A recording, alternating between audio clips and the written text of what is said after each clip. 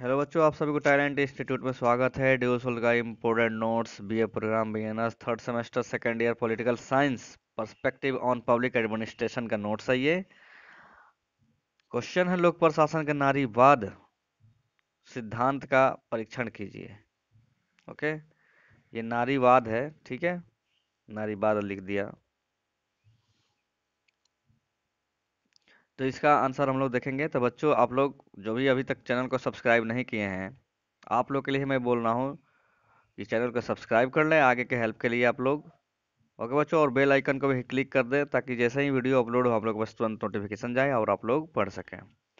Okay बच्चों, और video को ज़्यादा से ज़्यादा शेयर करें अपने दोस्तों में, कोई भी दोस्त आपका छूट ना पाए और किसी का पेपर फिर पेपर किसी को छूट ना पाए। क्योंकि इस बार कोई बुक्स नहीं है तो इसलिए यहाँ से हेल्प ले सकते हैं। ओके, तो चलिए इसका आंसर हम लोग देखते हैं। तो देखिए, ये रहा लोक प्रशासन नारीवादी सिद्धांत के परीक्षण कीजिए। मुख्य रूप से नारीवाद एक विचारधारा है जो स्त्री प्रश्नों के इर्द गिर्द विमर्श के शुरुआती संकल्पनाओं के क्रम में स्थापित हुई। नीचे दी गई कुछ प्रमुख नारीवादी विचार अथवा धाराओं के माध्यम से नारीवाद की सैद्धांतिक को समझने का प्रयास किया गया है। नारीवाद का शुरुआत देखिए कब हुआ। 19वीं सदी के उत्तरार्ध और 20वीं सदी के प्रारंभ में आधुनिक नारीवाद आंदोलन के प्रथम चरण की शुरुआत अमेरिका से शहरी औद्योगिक उदारवादी और समाजवादी राजनीति के माहौल में हुई। इसका मुख्य लक्षण महिलाओं के लिए समान अवसर उपलब्ध कराना था, जिसका केंद्र कानूनी मुद्दों सहित वोट का अधिकार था। औपचारिक रूप से इसकी शुरुआत सेनेको फॉल्स कन्वेंशन से हुई, जहां महिला समानता के लिए लगभग 300 स्त्रियां और पुरुषों ने रैली की। उसी दौरान सेनेका फॉल्स डिक्लेरेशन का प्रारूप तय किया गया, जिसमें नए आंदोलन की वैचारिकी और राजनीति रणनीति तय की गई। नारीवाद के पहले चरण में उन तरीकों को बदलने का व्यापक प्रयत्न किया गया जिनसे नारीवादी डिस्कोर्स संचालित था। नारीवादी आंदोलन के प्रथम चरण अथवा फर्स्ट वेव शब्द पहली बार 1968 में यानी दूसरे चरण के दौरान न्यूयॉर्क टाइम्स की एक पत्रकार मार्था लेयर द्वारा उनके एक लेख the second feminist wave white dominant women want में गढ़ा गया है। जिस दौरान नारीवादी आंदोलन की शुरुआत हो रही थी, उसी समय अमेरिका और यूरोप में दास प्रथा के खिलाफ व्यापक विरोध प्रदर्शन किए जा रहे थे। असल में नारीवादी का न्यू ही दास प्रथा विरोधी सम्मेलन की एक घटना में फलस्वरूप पड़ी, जब साल 1840 के लंदन में वर्ल्ड एंटी स्लेवरी कन्वेंशन में एलिजाबेथ कैडी स्टेंसन और लुक्रेसिया मॉट को बैठने से मना कर दिया गया। ठीक है, बहुत सारी नारीवादी महिलाएं उन्मूलनवादी भी थी, जिसके कारण दास प्रथा के खिलाफ प्रदर्शन में ने नारीवादी आंदोलन को और तीव्र कर दिया। साल 1840 में हुई घटना से के एलिजाबेथ केडी व मॉट ने स्नेको फॉल्स कन्वेंशन का प्रारूप तैयार कर रैली का आयोजन किया। उन्मूलनवाद और नारीवादी आंदोलन दोनों में लक्ष्यों की प्रकृति में समानताएं थी। इन दोनों ही आंदोलनों आंदोलनों ने एक दूसरे से सहयोग और शक्ति लेकर शोषण के खिलाफ अपना विरोध प्रभावी बनाया। जहां नारीवादी पुरुष प्रभुत्व के खिलाफ आज़ादी और स्वायत्तता के लिए लड़ रही थी, वहीं काले लोगों ने नस्लीय भेदभाव के खिलाफ आवाज उठाई। इस आंदोलन में महिलाओं ने उन तमाम रूढ़ियों को तोड़ दिया जिनके आधार पर स्त्री होने के पैमाने गढ़े गए।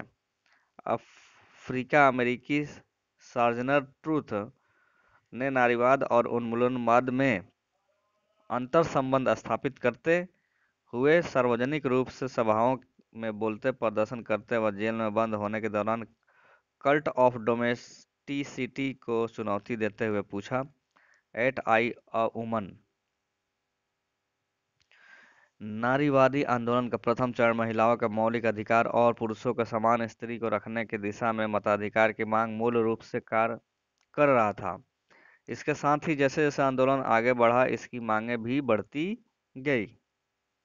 यह आंदोलन अमेरिका से यूरोप और विश्व के अलग अलग भागों तक पहुंचा, जहां महिलाएं अपने साथ हो रहे भेदभाव और शोषण के खिलाफ आवाज उठा रही थी। इस आंदोलन के तहत मताधिकार के साथ साथ महिलाओं के लिए उच्च शिक्षा का अधिकार, प्रजनन नियंत्रण, रोजगार का अधिकार, विवाहित महिला के संपत्ति का अधिकार और समान वैवाहिक कानून की मांग की गई है। ओके।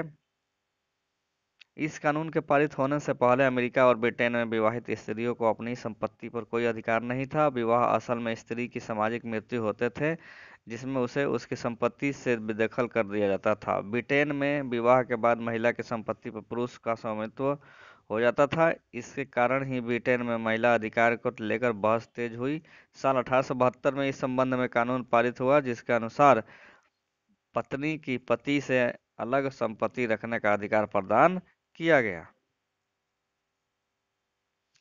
नारीवाद का प्रथम चरण वैश्विक स्तर पर महिलाओं के लिए एक उपलब्धि के रूप में आज भी दर्ज है, जिसने अमानवीय भेदभाव, शोषण इत्यादि के खिलाफ न केवल आवाज उठाई, बल्कि यह भी बताया कि पितृसत्ता मानव निर्मित है और जो कुछ भी सामान्य दिख रहा है वह वही सच्चाई नहीं है।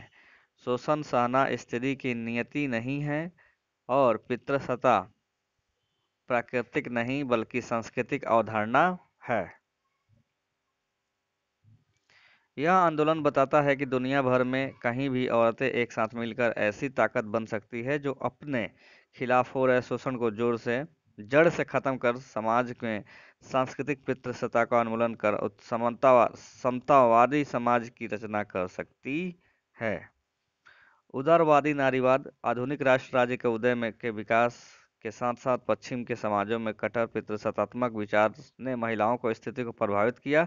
आधुनिक राष्ट्र राज्य की विचारधारा उदारवाद व्यक्तिवाद पर जोर देती है, लेकिन यह उदारवाद पुरुष और स्त्री में लिंग के आधार पर भेदभाव करता है। हॉन्स और लॉफ ने नारी को कुछ अधिकार तो दिया, परंतु उसको पुरुष के अधीन रखा। रूसो का विश्वास था कि नारी में राजनीति क्षेत्र में नीति निर्धारण जैसे काम करने की योग्यता ही नहीं थी। उदारवादी नारीवाद का इतिहास पितृसत्ता के अन्य सिद्धांतों के इतिहास से लंबा है। उदारवादी नारीवाद स्त्री पुरुष की समानता के सिद्धांत पर आधारित है। समाजवादी नारीवादियों की समाज के बारे में सोच केवल अर्थव्यवस्था तक सीमित नहीं है। इनका मानना है कि उत्पादन प्रक्रिया में प्रजनन कर्म